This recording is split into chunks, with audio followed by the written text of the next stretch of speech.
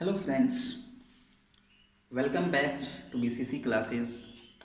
उम्मीद है कि आप सभी लोग अच्छे होंगे।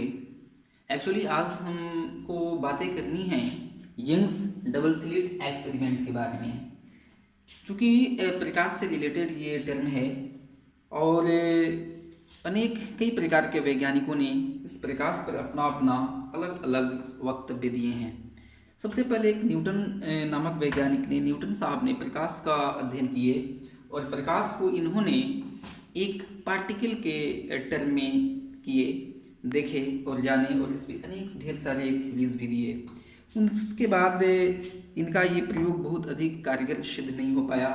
उसके बाद एक हाइगेंस नामक वैज्ञानिक आए और उन्होंने इसको प्रकाश को एक वेव्स के रूप में डिफाइन किया और इस पर ढेर सारा सिद्धांत भी दिए, जिसे हाइगेंस का तरंग सिद्धांत के नाम से जाना जाता है। लेकिन लास्ट में इनका भी ये थ्योरी प्रूफ नहीं हो पाया। और उसके बाद एक यंग नामक वैज्ञानिक आए जो यूँ कहें तो हाइगेंस के लगभग शिष्य ही थे, और इन्होंने डबल स्लिट के रूप में इस प्रयोग को बताया। इसलिए इसका नाम पड़ा Young's double slit experiment, Young का द्विस्लिट प्रयोग। इन्होंने यंग साहब ने 2 स्लिट लिए, जिसे मान लीजिए यह एक प्रकार का स्लिट है, इसमें एक छिद्र है, ये पहला स्लिट हो गया, और यह दूसरा स्लिट हो गया, इसमें 2 प्रकार के छिद्र हैं। उन्होंने यंग साहब ने इन दोनों स्लिट को एक दूसरे से कुछ दूरी पे रखे और पहले स्लिट के यहाँ कोई स्रोत एश रख दिए, कोई भी स्रोत जैसे बल्ब जो प्रकाश को उत्सर्जित कर सके, और देखा गया कि इसमें से निकलने वाली प्रकाश की जो रेज हैं वो आकर कुछ दूरी पर दूसरे स्लिट से टकराई और इसमें 2 छिद्र हुए, और इन दोनों से जब प्रकाश बाहर निकली तो बाहर जैसे जैसे निकली वह एक दूसरे पर अध्यारोपित होती गई, एक दूसरे पर इंटरफेरेंस करती गई, और आगे चलकर एक पर्दे पर एक प्रतिरूप बनाया, जिस प्रतिरूप को भली भांति यंग साहब ने समझाए। तो इन चीज़ों को हम फिगर के माध्यम से देखते हैं। सबसे पहले एक स्लिट लेते हैं। तो मैं आपको बता दूं, ये एक स्लिट हो गया, यह एक प्रकार का स्लिट हो गया, और इसके बीच में एक छोटा सा छिद्र हो गया जिसका नाम ले लिया गया एश। इससे कुछ दूरी पर एक दूसरा स्लिट ले लिया गया, जैसा कि मैं अभी अभी आपको दिखाया, और एक यहाँ छिद्र कर दिया गया और एक यहाँ। इसका नाम ले लिया गया S1 और इसका दूसरे का नाम ले लिया गया S2। स्लिट S1 और स्लिट S2, ये हो गया आपका S1 और ये हो गया S2। इसके बीचों बीच एक रेखा, रेखील ऐसी रेखा हमने खींच दिया और सामने एक पर्दा ले लिया गया। अब देखा गया कि इसमें से प्रकाश की किरण वेव के रूप में ऐसे चली, पुनः ऐसे ऐसे ऐसे यूं आगे बढ़ती चली गई। तो जैसे ही ये आगे बढ़ेगी तो ये 2 छिद्र S1 व S2 है, तो इससे भी तो ऐसे होकर आगे ये निकल सकती है, इसमें से इस प्रकार, इस प्रकार, इस प्रकार, इस प्रकार। ये क्रिया आगे जहाँ पर्दा है वहाँ तक चलता रहेगा। जैसे यहाँ एक और ऐसे एक डॉटेड ले लेते हैं और एक रेखील ले लेते हैं, पुनः यहाँ से डॉटेड हो गया, दूसरा हो गया आपका रेखील, पुनः ये हो गया यहाँ से रेखील, पुनः एक डॉटेड, यहाँ से भी एक डॉटेड, पुनः दूसरा हो गया आपका रेखील, यहाँ से पुनः दूसरा हो गया आपका रेखील, यहाँ से एक रेखा डॉटेड यहाँ डाल दीजिए और यहाँ से एक डॉटेड रेखा यहाँ डाल दीजिए। अब यहाँ आपका रेखील है तो यहाँ से पुनः एक आप डॉटेड ले सकते हैं, यहाँ रेखील है तो यहाँ से एक डॉटेड ले सकते हैं, पुनः यहाँ डॉटेड है तो यहाँ से एक रेखील ले सकते हैं, पुनः यहाँ ये डॉटेड है तो यहाँ से रेखील ले सकते हैं। समझ रहे हैं ना किस प्रकार से ये फिगर बन रहा है। मेन प्रॉब्लम्स आपको इस फिगर की थी। अब पुनः यहाँ रेखील है तो यहाँ से डॉटेड ले सकते हैं। यहाँ आपका रेखील है तो यहाँ से डॉटेड ले लिया गया। यहाँ डॉटेड है तो यहाँ से ऐसे रेखील ले लिए। यहाँ भी डॉटेड है तो हमने यहाँ से ऐसे रेखील ले लिया। पुनः यहाँ रेखील है तो डॉटेड ले लिया गया।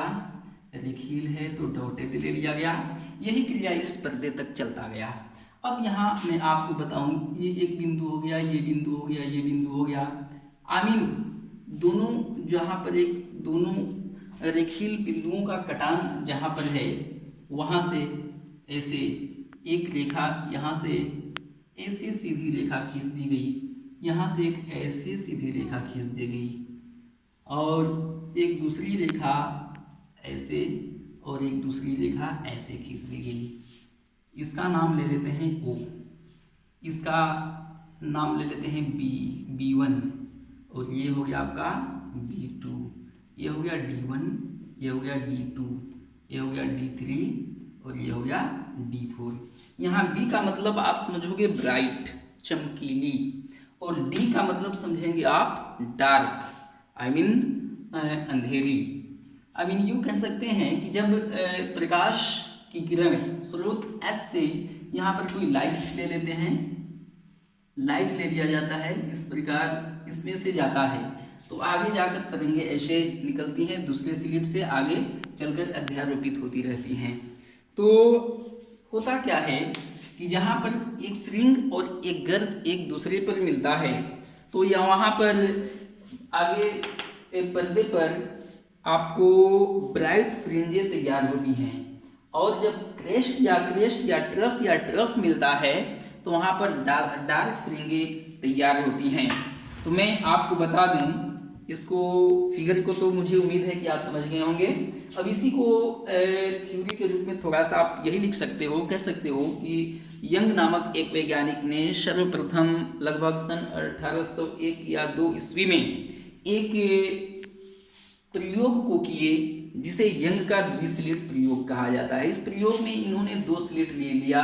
पहले स्लिट के यहाँ एक स्रोत S रख दिया, इससे कुछ दूरी पर एक दूसरा स्लिट ले लिया जिसमें 2 स्रोत S1 व S2 रख दिया गया।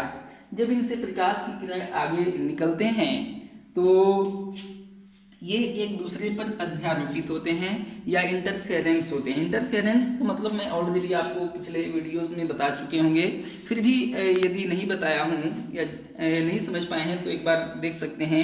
मानकर चलिए एक तालाब में सेम टाइम में 2 पत्थर फेंकते हैं, तो पत्थर फेंकेंगे तो जाहिर सी बात है कि यहाँ पर मान लीजिए ये आपका एक तालाब हो गया और एक पत्थर इस पॉइंट पर फेंके और दूसरा पत्थर इस पॉइंट पर फेंके, तो इसकी तरंगे ऐसे श्रृंग गर्त के रूप में निकलती हैं, इसकी भी तरंग ऐसे निकलेगी। तो दोनों एक दूसरे पर जो मिलते हैं, ये दोनों, ये इस पे जाएगा, ये इस पे आएगा, ये इस पे जाएगा, ये इस पे जाएगा, तो यही इसी पॉइंट को कहते हैं इंटरफेरेंस। इसी को कहते हैं इंटरफेरेंस। तो होता क्या है कि जब यहाँ से निकलती हैं तो समान तरंग व समान आयाम की तरंगें निकलती हैं और सामने एक पर्दे पर एक प्रकार का प्रतिरूप ये उत्पन्न करते हैं, जिस प्रतिरूप को व्यतिकरण प्रतिरूप के नाम से जाना जाता है। अब इसको बताने के बाद किस निष्कर्ष क्या निकला, उन्होंने निष्कर्ष के रूप में बताया, यंग साहब ने यही बताया कि इस प्रयोग से प्रकाश की प्रकृति को व्यक्त किया जाता है तथा प्रकाश के तरंग का मापन किया जाता है।